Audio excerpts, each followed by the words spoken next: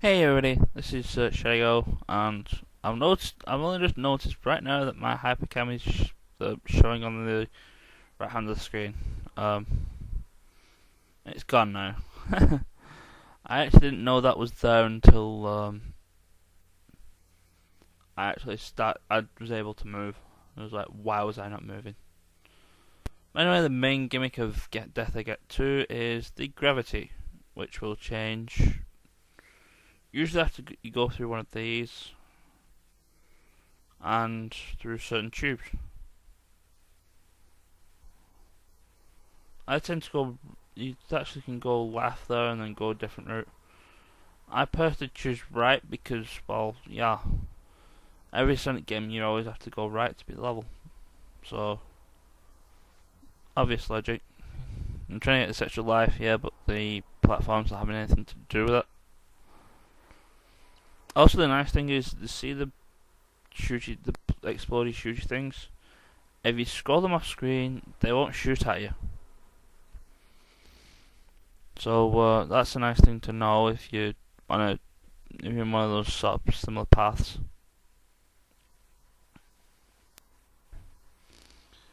No, back in normal gravity for God knows how long. I don't want the water shield or the rings really. Again, supersonic's probably not the best idea for this level because you can easily fall off places. Heck, you can even actually. I've actually done this once. You can actually fall up. I'm not joking. You can fall up.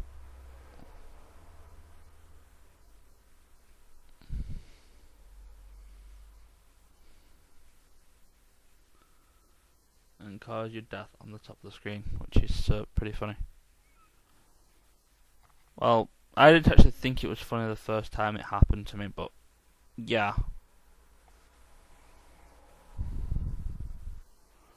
I'll probably say I look back on it now and laugh, and well, I suppose I was right.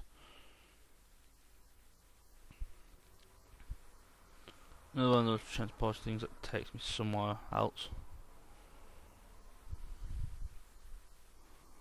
I believe here I was a little bit cautious.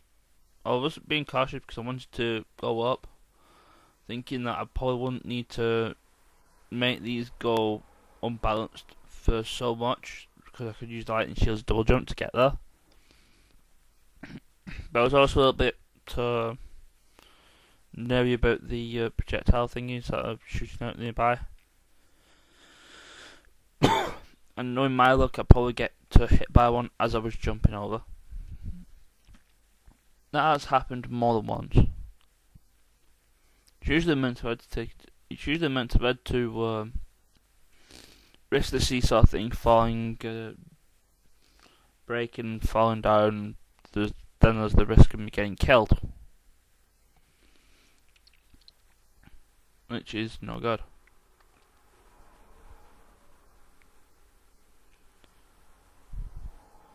Another one of these motion 6 spinning thingies. They actually take the longest time. I believe you could actually probably jump over them and you probably get there quicker. And well, yeah, you probably get there quicker. But I, for some reason, didn't jump over them, and well, hilarity ensued, as well as me feeling a bit nauseous. I don't know whether it's just me just watching it on a smaller screen now, but it's not making me nauseous. I don't know what's up. And when there was 10 rings there and a lightning shield if you needed it. I didn't need a lightning shield because I believe I had one since the start of the level.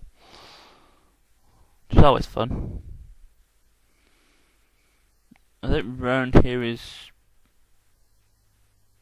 actually just as what you can do with the lightning shield as well. You can also run over those, but don't run over the ones which are sparking lightning bolts because they will hurt you. Leon said you could go into the bonus stage for more rings. I'm not risking it. But here's the I believe it's the first phase of the boss. Well, actually, this is a different phase. This is not like the first phase or anything. It is actually pretty original as to how you get rid of it. You see the spike tanks that it's spewing out of its rear end? Well, you got to make those hit him spike side up. You can do this by altering the gravity and making it stick into the wall, or by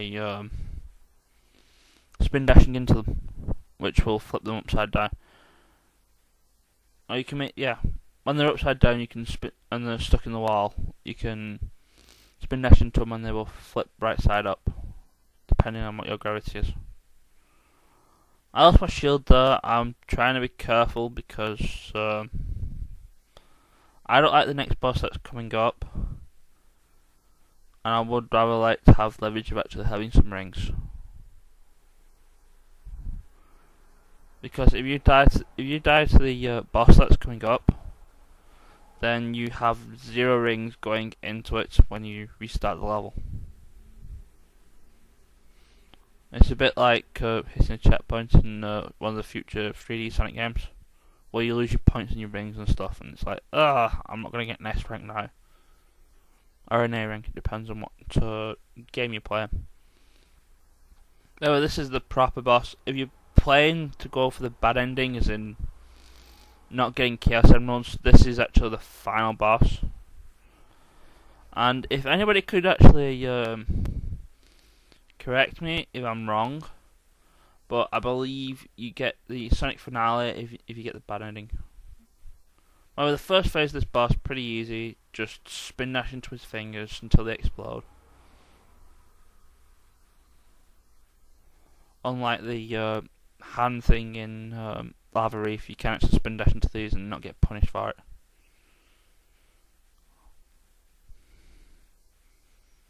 Also, it's doing the Delahorn thing, you know.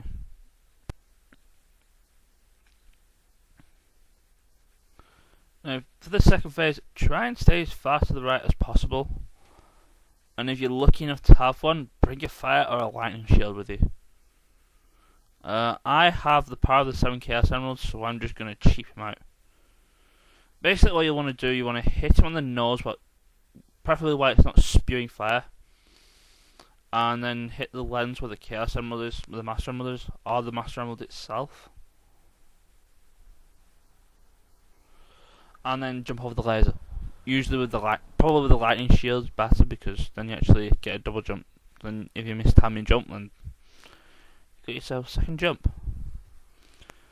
Right, final phase of this boss. You gotta hit Eggman in his Egg-O-Matic about 8 times. It's kind of reminiscent to a Sonic Advance 2 boss, where you're actually running and chasing the boss down. Sort of like Mushroom Hill Zone as well, but I believe he also takes 8 hits before he goes down. And right here is where I stop, because I'd have the next one in the next video. So, see you later guys. Ciao!